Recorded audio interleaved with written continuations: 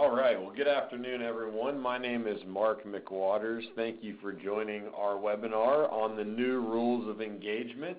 Again, I'm Mark McWaters, Director of Client Solutions here at Work Institute. Excited to spend a little bit of time here with you this afternoon discussing the new rules of engagement. I think many of us have been familiar with the concept of employee engagement for a long time now. Many of you are leading that in your respective businesses, and it's important for us to talk about how do we make sure we are current in creating a more preferred work environment and really helping you differentiate your organization from others. To briefly introduce Work Institute, Work Institute is an end-to-end research and consulting firm.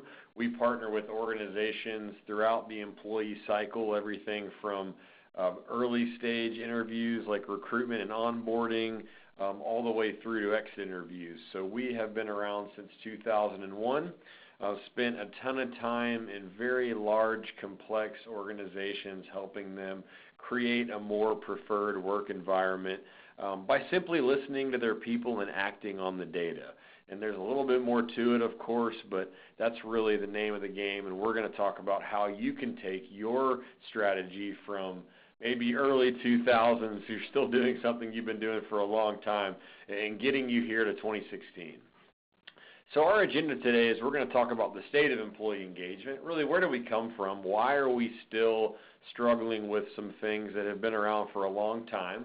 We're going to talk about how did that exactly happen, but most importantly, we're going to dive into tools for a better approach, creating a culture of feedback, what you need to start versus what you need to stop, and ultimately wrap it up with some questions and answers here at the end to make sure that you walk away with some really key pieces that you can implement at your business, or that you can talk with Work Institute about how we can continue to take your employment experience to the next level.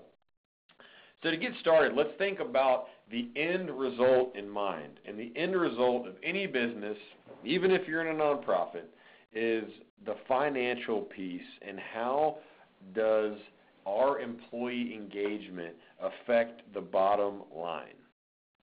So here Gallup talks about 30% of American workers are engaged. Now, many of you are familiar with Gallup. Of course, they do a lot of research around employee engagement. And what they've seen here is it costs our nation, just our nation, $450 to $550 billion per year in lost productivity. Folks, that is billion with a B. That is a lot of money. So think about your business. Think about what your turnover cost is, or think about what your loss of productivity costs the business, and what piece of that $450 to $550 billion pie is it your organization. I know Work Institute partners with, again, a lot of large Fortune 500 type companies, and the impact is massive when you can reduce turnover, increase productivity, and increase engagement for your various parts of your business. So that's so important that it has become one of the top things on the mind of leaders all over our country. So these are a couple quick statistics just to continue to create the case for why this is so critical. So the Conference Board did a survey in 2015 about top challenges for CEOs, and number one was human capital. So number one being human capital. Now, Price Waterhouse also did one, and the number two threat that came up was key skills. 73% of the CEOs that were surveyed were concerned about availability of those key skills at their various companies. And then as you see here too, Deloitte saying 78% of business leaders rate retention and engagement as urgent or important. So years ago, the conversation was about, do we have a seat at the table? Is the C-suite listening to employee issues? Well, folks, that's in the past. As you can see here, organizations now, this is top of mind. People are grasping the financial impact of a satisfied, productive employee at the business. And so if you're still having some of those challenges of really getting this in front of your CEO or your CFO or your CHRO to really buy into the need for creating a more preferred work environment, pay attention, because we're certainly going to talk through some of those pieces today. Now, for a lot of you, you already have a little bit of that traction, and we're going to talk about how you take that to the next level. So, quickly, Gallup mentioned 30% of the workforce engaged. You can see here over a 12-year span from 2000 to 2012, the blue part of this graph that you're looking at notes that engagement is pretty static. It's been anywhere between 26 to 30% for 12 years in that graphic. Even here in 2016, the number on their website as of May was 32% of the U.S. workforce is engaged. Now let's think about that for a second. Over 16 years, we have only raised engagement in our country 6% if we reach to the very, very bottom of this. And we could also argue we've only raised it 2% in the last 4 years. That's not good enough. I don't know about your organization, but if you tell your CEO and you're a Fortune 500 company, you want to increase engagement by 2% over the next 4 years, I have a feeling they're going to look at you a little funny because, again, those are not the results that create a preferred employer. That's mediocrity. And if you're on this conversation, I know you don't accept mediocrity. So we're going to dive deeper here in just a minute about how we take you to the next level. Now, one of the reasons that engagement has been so static is that organizations have focused largely on quantitative type survey methods. So they've been focused on getting ratings only. And ratings are only a piece of the pie. So remember, it's not just about getting ratings when we talk about measuring engagement. We're going to talk a lot about the importance of getting the why behind those ratings. The second piece there is limited accountability. Due to lack of context for rating questions, organizations are unable to build effective interventions. So you have this data. Many of you out there may be nodding your head. Mark, we have more feedback initiatives than you could possibly dream of. But ultimately, they all just collect dust somewhere, and no one does anything with the feedback. Or our reporting is so limited that we have all these comments, but we don't really know what they're talking about. Well, that's limited actionability. And limited actionability can cripple any type of employee engagement survey. And so it's really important that actionability is atop your priority list when you think about these various feedback initiatives. And then lastly, folks are focused on doing it all themselves internally. I jumped ahead there. Let me hop back. So internally, there's certainly an importance to having these internal conversations. We talk a lot at Work Institute about how do we create more meaningful conversations internally for your workforce.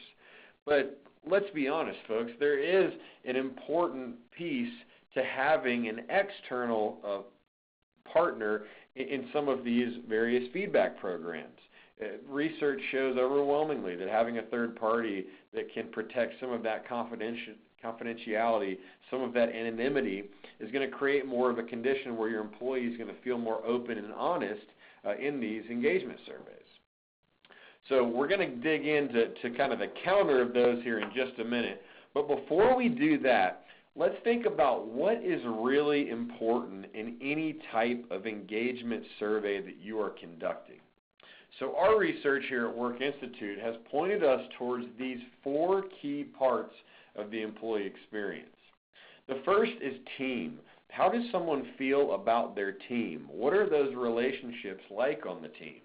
So team is a huge part to anyone's satisfaction there at the organization. Now, secondly, you've all heard people don't leave jobs, they leave managers.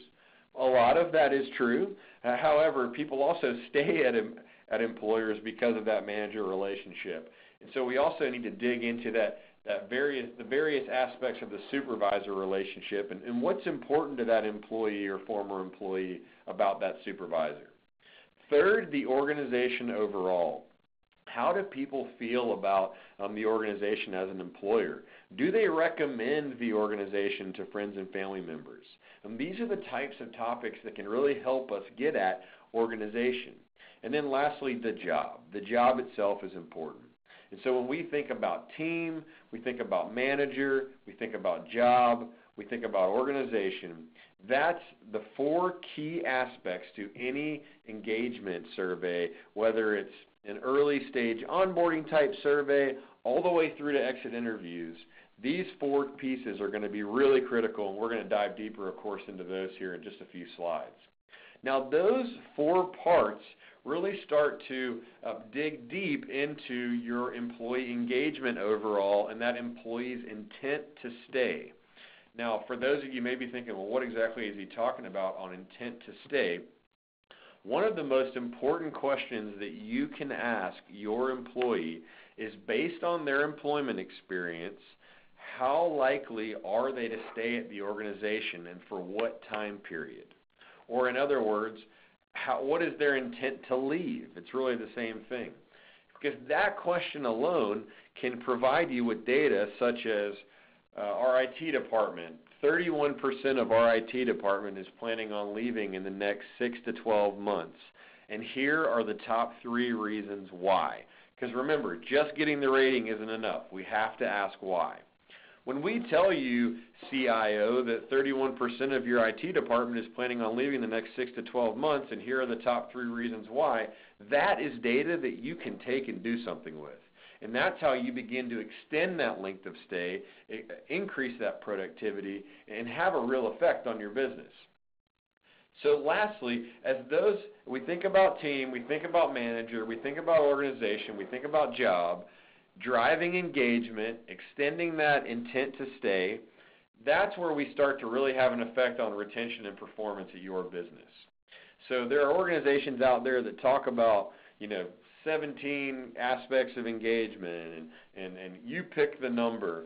But let's not overthink it, people. These 4 parts, team, manager, organization, and job, are really where you're going to have the biggest impact.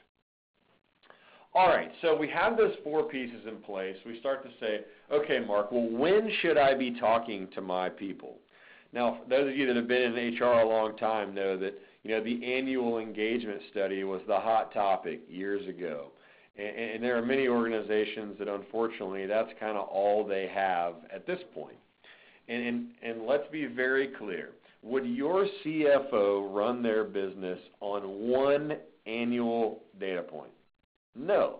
They are looking at their data every day. It's real-time data that has changed between when they came in the morning and after they eat lunch, right? So data is king, and we have to make sure that on the people side of the business that you all have actionable, trustworthy data that can help inform business decisions at your organization.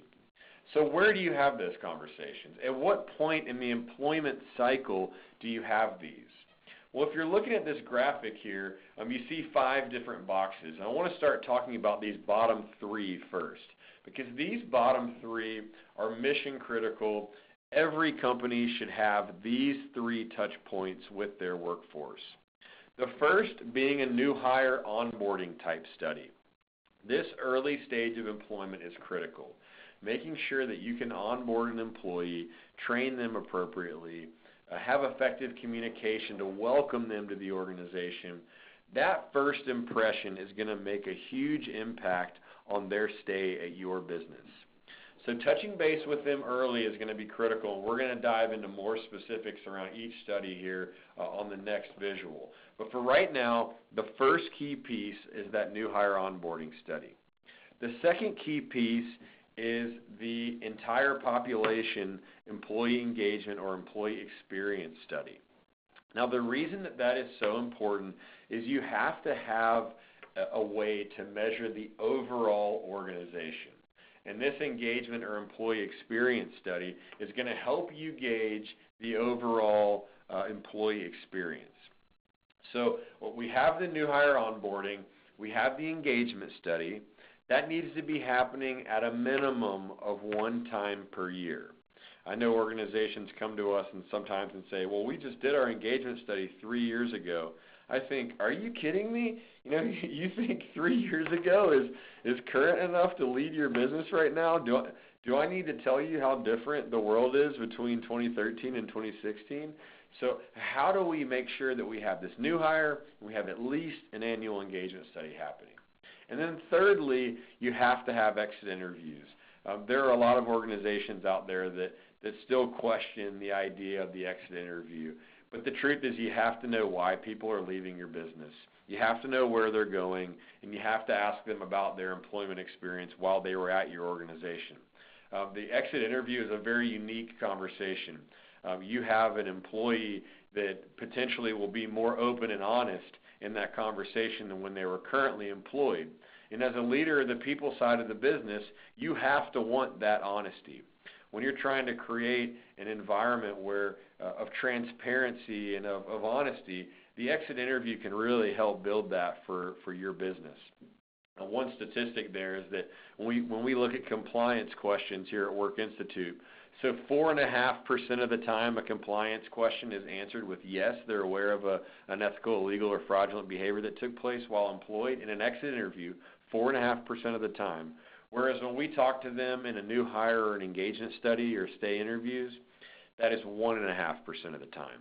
So 3 times more likely to get that in your exit interview. And for a compliance office, it's important that you have the opportunity to act on those pieces. And so these 3 parts really need to be over the entire organization. Everybody that comes on board, everybody during that annual engagement study, and then everyone in their exit interview. At a minimum, every voluntary person that's exiting the business. Now, based on those 3 parts, that's where you see these top 2 boxes with pulse questions and stay interviews. Based on the data that's given to us in those 3, the new hire, the engagement, and the exit interview, we use that data to help pinpoint where we go with pulse questions and a stay interview. Now, some of you may think, Mark, well, what's the difference? So pulse questions are keyword pulse, right? So they're going to be short, quick, maximum 3 questions on key items that are happening at the business currently, or fun questions. Now, it's not just about how do you feel about the new compensation policy. It could be something as simple as who do you think is going to win the Super Bowl? Pulse questions not only provide you with the employee's expectations and intents very briefly on maybe 1 or 2 topics, but they're also great for continuing to create this culture of feedback, and sometimes that feedback just needs to be interesting things that the employees would want to know. Hey, how does our company vote on who's going to win the Super Bowl, as an example? So remember, with pulse questions, you can have a little fun with them, but you're also going to just dive into some quick, key current topics. Now, with stay interviews, which is the fastest growing part of our business, that's where you're going to target key areas that you really need more information on.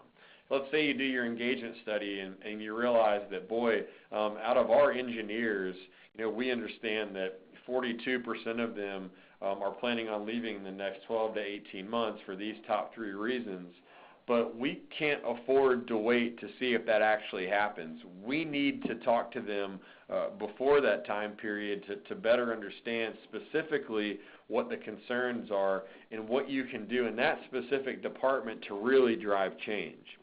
So stay interviews are a great way to provide your really important people, your key roles, your really costly turnover, a way to share some candid, honest feedback about their potential to actually leave the business.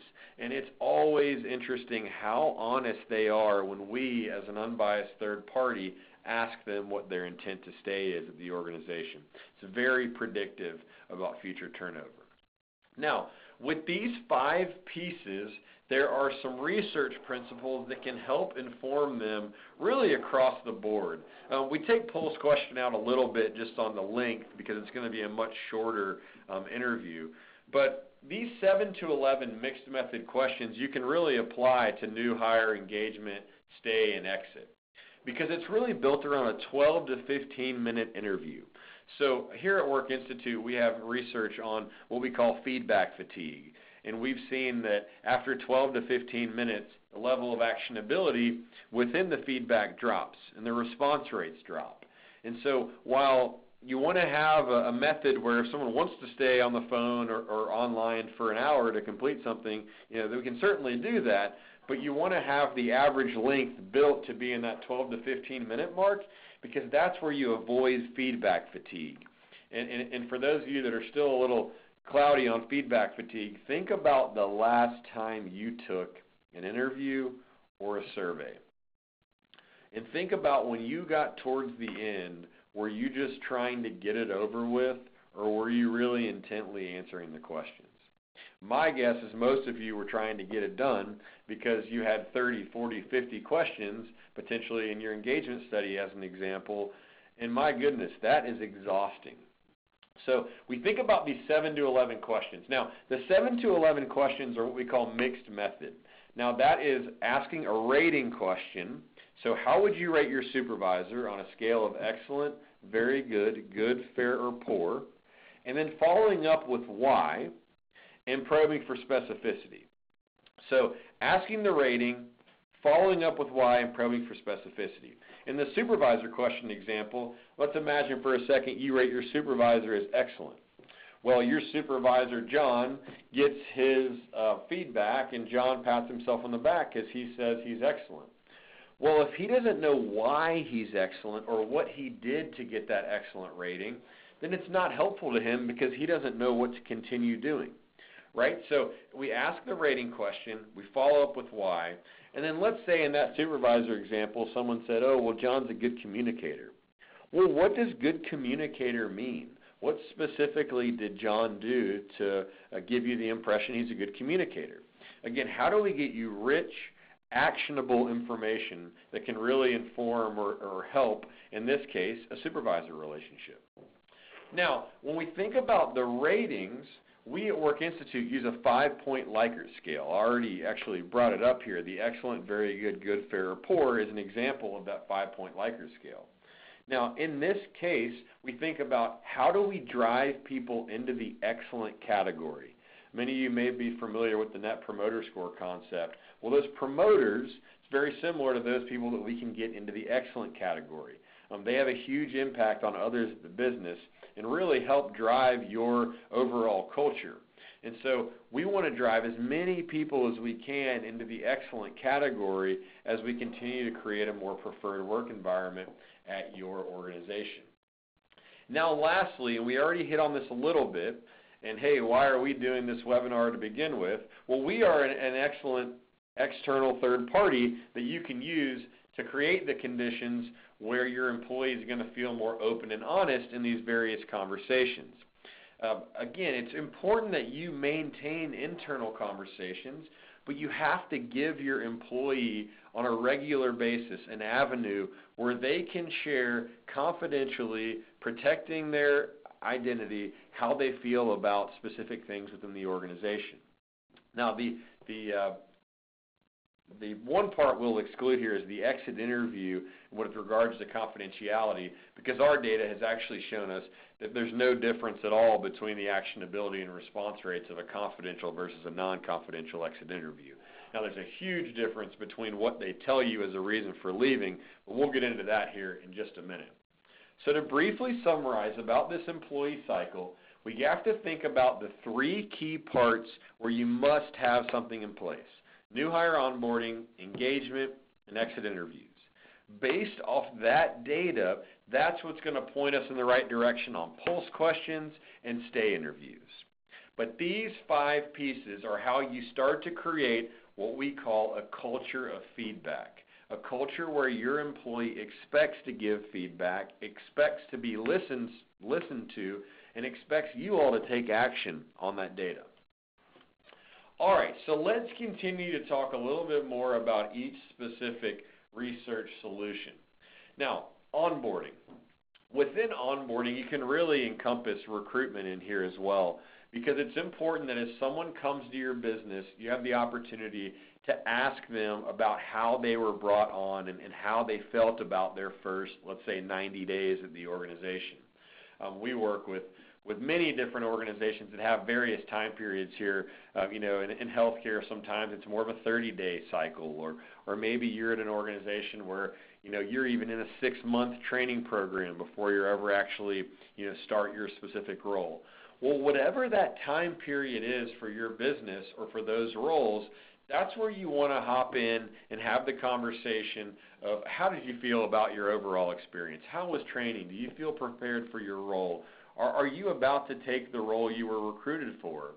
How were expectations set with you? This is where we're having that conversation where we can set them up for success long term at your business. One of the jokes that we make sometimes that we hear often is it takes 90 days for someone to find where the restroom is at some companies, because you'll show up on your first day, there's no laptop, there's no phone set up, no one has any idea who you are. Well, that creates a conversation when that person goes home and their spouse says, "Hey, honey, how was your first day of work?" Well, no one had any idea who I was, right? We can't let that happen. A lot of data about being able to extend the employee experience by having a positive onboarding process. I'll skip over a little bit on the employee engagement survey because we've already talked quite a bit about that. But remember, manager, team, organization, and job. And when you think about 7 to 11 questions in an engagement survey around 4 topics, sometimes that makes people nervous of, geez, are we really asking enough? Well, keep in mind, what's important to you is what's important to your employee. So we don't want to be leading with the questions that we're asking. We want to ask open-ended, this mixed method approach around these topics of, as the example we used earlier, how would you rate your manager on a scale of excellent, very good, good, fair, or poor, and why? If something's important to that person about the manager, you're going to hear about it. Not how would you rate your manager's communication, because ultimately if communication isn't a concern, then that's not something that you all need to worry about as the people side of the business. So 7 to 11 questions around those 4 topics. One caveat here that I'll mention is a lot of folks naturally focus on using web as their option for the engagement interviews. Here at Work Institute, we certainly focus primarily on web with an engagement conversation in most current employee interviews. However, sometimes it's helpful to use a phone model as well with some of your populations where they may not be as accessible to a computer or their smartphone or feel as comfortable in that environment. So don't limit yourself just to one way. And then exit interviews. Now, exit interviews, are such a unique conversation that can be especially challenging for an internal person to conduct that interview. So 40% of reasons for leaving, 2 out of 5 reasons for leaving will change between between an internal, and external exit interview. So 40% will change. A very similar number, 41% of your reasons for leaving will change between the last day of employment and at least 2 weeks post-departure. So why did you leave is the million-dollar question around exit interviews. Really the only way is to have an external third party who's contacting 2+ weeks post-departure. Again, that's how you're creating the conditions where your former employee is going to be most open and honest in that conversation. Now, I know some of you out there may say, geez, if you call 2 weeks after they leave, what are your response rates? Well, here at Work Institute, we had 50,000 exit interviews last year. We'll do 65,000 plus this year, and our average response rate was 65%. So you can still drive a higher response rate. I can certainly talk through how we do that with some of you afterwards. But again, with the exit interview, why did you leave? And then close the loop with that employee. Allow the employee to tell you how they felt about the organization overall, how they feel about their supervisor, how do they feel about being supported in their role. So this is a great time to get some of that feedback. Now, we already dug in a little bit to pulse questions. Remember, no more than 3 questions, very quick, targeted. You need specific intent around these because you're just trying to get some quick data on something that's happened at the business. And then remember, don't leave out the fun questions. That can really help drive participation as you're creating this culture of feedback. And then lastly, stay interviews, fastest growing part of our business here at Work Institute. How do we target high performers, key roles, and in areas where turnover is especially costly? I know I was talking to a group the other day that was focused on their retail mechanics. This is a very large retail automotive organization, and they said that on a monthly basis they were losing $20,000 to $30,000 by having a bay open for that specific mechanic. So that's a great example of a role that they cannot afford to lose. They have to make sure they know what's in the mind of that employee and do what they can to keep them. So remember, stay interviews are especially effective when we target those areas that you have to have more information on, and then we provide you with feedback like 21% are planning on leaving in the next 6 to 12 months, and here are the top 3 reasons why. That is super valuable data that you all can take and do something with. Now, with these 5 pieces, also keep in mind that you want consistency in the questionnaires that are working. Now, we'll take Pulse out of this again, so probably better to say just these 4 pieces: onboarding, engagement, exit, and stay. You have to keep these 4 parts of manager, team, organization, job involved in those conversations. The reason you want the consistency is from a reporting standpoint. You have to be able to tie those together. And most importantly, those 4 pieces again, manager, team, organization, and job, you guys are going to have these memorized by the end of our conversation. Those 4 you can speak to in early stage, you can speak to annually, you can speak to as they leave, and you can speak to in a stay interview targeted type conversation as well. Because when we have all of these working together, that's where we're able to tell a story about what's happening with your workforce. So remember, as we create a culture of feedback, these 5 pieces are really important, and this is how we begin to have a more comprehensive approach to how we collect data. Now, I had a question come up here earlier around what if we don't have the resources to do all of these 5 parts? Where do we start? Well, what I would tell you is, truthfully, what I'd do is ask you a lot of questions about what's happening at the business. Things like, when are people leaving? What kind of data do you have on your exiting population? What data do you have on who you're bringing on board? You know, how long does it take people to start at the business? And so we would ask a lot of questions to get a better understanding of what it looks like for your specific workforce. However, kind of a general rule of thumb is that you have to have an engagement study is a great place to start, where you establish that baseline of how your organization feels, and then you can use the engagement study to lead you elsewhere. So if you, from your engagement study, uncover that X amount of salespeople at the organization rate their supervisor as fair or poor in these departments, well, then you may target supervisor stay interview type conversations with that group. So let the engagement data lead you elsewhere. I would say that at a minimum too, you want to have those voluntary exit interviews happening so you can understand why people are leaving. That's so important, and I know you all in leadership roles on the people side of the business, if you're having trouble keeping a position staffed, oftentimes the first question is, well, why are those people leaving us? So the exit interviews can be very helpful there too. But, call me. I'll make sure to pull my contact information up after this, and we can talk through what's happening at your organization. Maybe I can make a more informed recommendation for you. But oftentimes an engagement study is a great place to start. All right, so you have those 5 parts working together, and then it becomes reporting, right? You can have this mountain of data, but if the reporting isn't helping you make sense of that data, then what good is it? And so we talk to organizations all the time that, boy, they don't only have these 5 pieces. They have 10 different feedback things moving, but none of them speak to each other. They're all with either a different vendor or a different software system, or they're housing it internally somewhere, and they can't even find the data.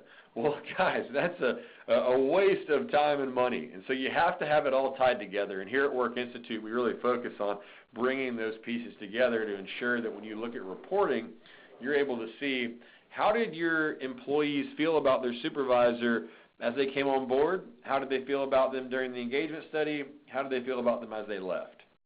And how do we, again, tell that story of what the employment cycle looks like? that will help you recruit better, it will help you retain better, and ultimately it's going to help you all become a more preferred, productive environment. So reporting is critical. You have to be able to tie those pieces together. Otherwise, it's really challenging for you to take action on the data. Now, speaking of taking action, this is the Achilles heel of any research program. And really, it's the Achilles heel of any project at your business, right? I know I may have some project managers on the call, and that would certainly resonate with you all. But simply collecting the data isn't going to drive change. You know, data without action is just data. So how do we make sure that you can identify what's happening within your research and really use it? So our first step here, as you see at the top, is let's look at those areas of success and those areas of opportunity. Now, we know people are going to be primarily focused on what can we improve, right? But don't forget, there's going to be a lot to celebrate in this feedback too. Things that you can encourage leaders within the business of, hey, this supervisor's doing a fantastic job. This department has some incredible engagement metrics. Let's celebrate what they're doing. Because we have to know those things so we can replicate them elsewhere within the business. Now, with the areas of opportunity, then it becomes what can we change immediately and what needs further investigation. What can we change immediately, meaning the quick wins? What can we do, the low-hanging fruit that people will see an impact quickly and they understand that we're listening? And then what needs further investigation? Those are more the long-term wins.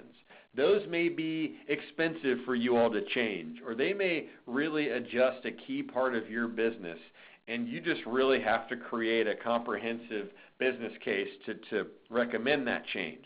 So we may need to collect data from a few different points to really support what you think is happening. Now, ultimately, we have the quick wins, we have the long-term wins. On both of those, we're making commitments and following through on those commitments. So here at Work Institute, each one of our clients has a client services director that's really an account manager who is an expert in all things workforce research and consulting. So they take you from implementing your program all the way into making recommendations for action based on that solution. Well, here we're making commitments on what we're going to do and ultimately following through on those commitments so we can track the progress and measure results. Again, what gets measured gets managed, right? That's the old term. Well, that's true.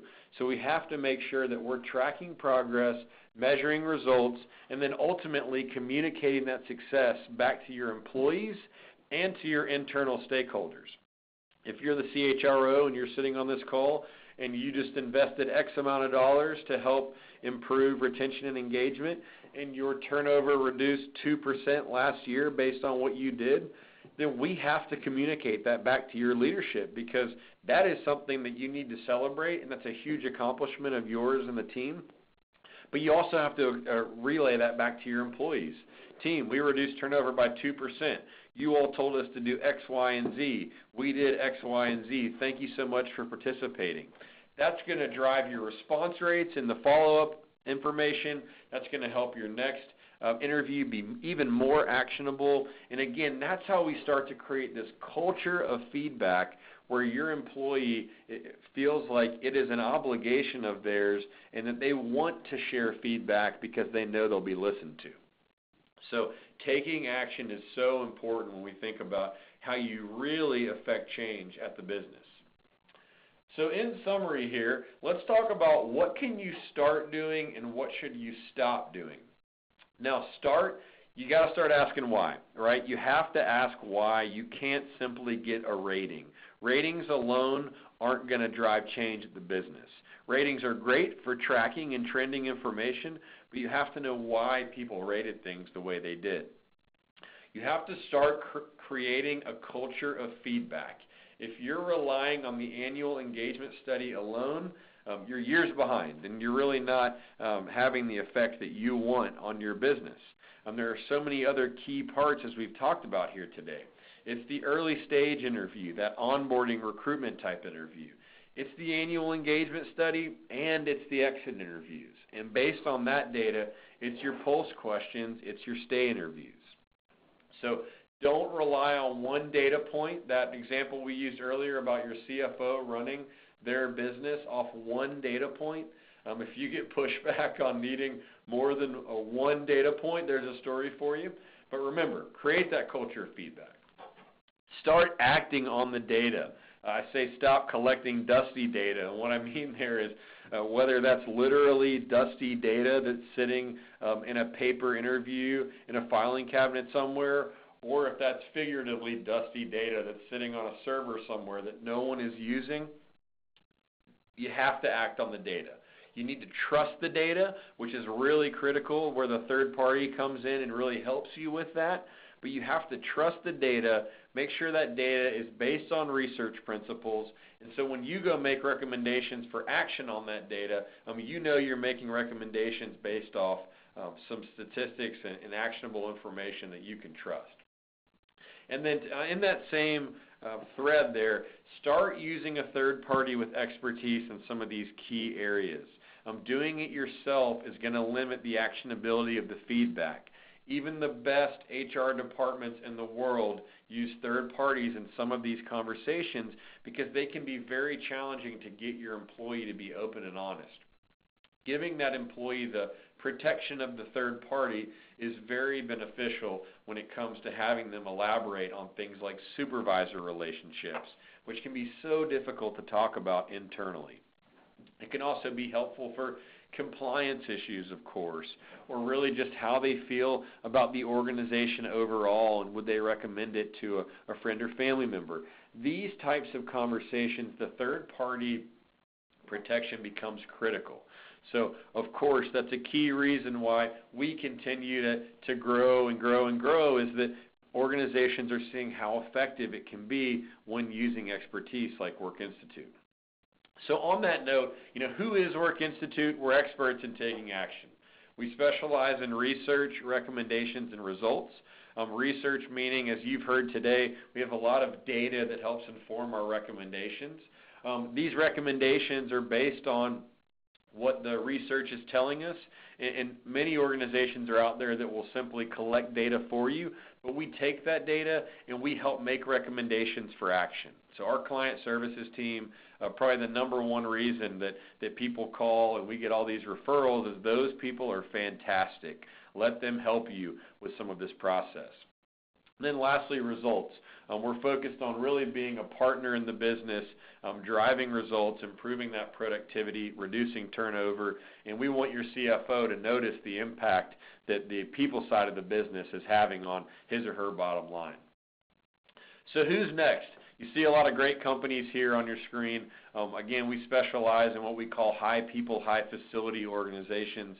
These are complex organizational structures, many different moving parts, facilities, regions, countries. We do a lot of work globally as well with the various languages. So we show you this just because we want you to know we're very comfortable in these complex environments, and we're really proud of the organizations that we work for. This is just a small sample size, so if you have any specific questions about an industry, by all means, send those my way, and happy to drill a little bit deeper for you. But not only do we have great partners, and we just have a lot of experience, and that's what's really led us to much of this success and helped us grow as rapidly as we have. We've completed over 500,000 interviews. If there's one statistic we're probably most proud of here at Work Institute is our client retention rate, 96% in 2015. Just an outstanding number that I think says a lot. If you become a partner of ours, we certainly don't plan on you leaving. And so really important that you know that 96% is a number you can trust. Because the bottom line, we make companies a better place to work. We listen to the employee, and we provide leaders in that business with actionable information that can help create that more preferred work environment. Thank you all for joining us here this afternoon. Again, my name is Mark McWaters. I'm so glad you all were able to spend some time with us. I hope you have some specific things that you can take away from this conversation this afternoon that you're able to implement at your business. But of course, if you have questions or would just love to hear a little bit more about the type of work that we do and some different results that we've seen, would love to share more. I mean, we've had results of reducing turnover by 25 to even 65% with some of our partners. So just some really fantastic stuff that would love to dig a little bit deeper with some of you on. So you'll see my email here and phone number. feel free at any time to reach out, and would love to schedule some time to talk more. Thanks again for joining the new Rules of Engagement. I look forward to talking to you soon. Bye-bye.